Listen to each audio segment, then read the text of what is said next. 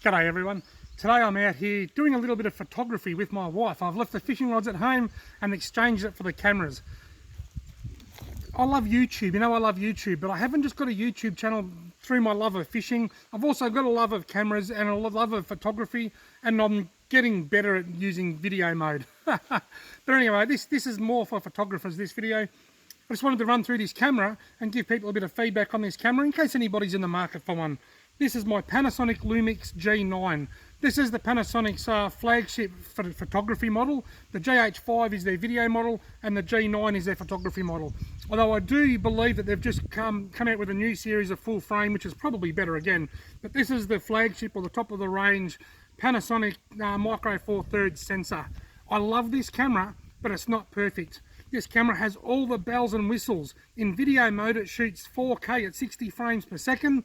It shoots 180 frames a second for super slow motion. It has focus peaking for manual focus, which is a really handy tool.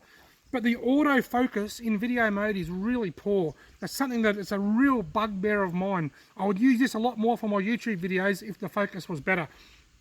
If I'm filming something, the focus is fine. I can tap the screen, it's a touch screen, so I can tap the screen to focus on areas that I want it to focus on, and that's fine.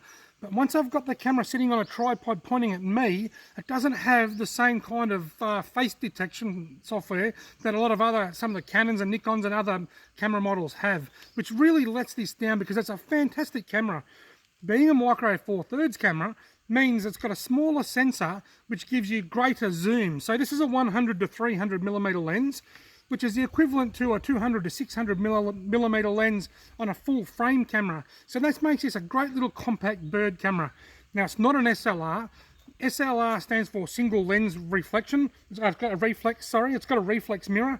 This isn't a reflex, this isn't an SLR because it doesn't have that mirror, and that mirror, the prism system. This is a mirrorless camera, but it's one of the biggest mirrorless cameras you'll find. It's not common you'll find a mirrorless camera with an LCD screen on the top.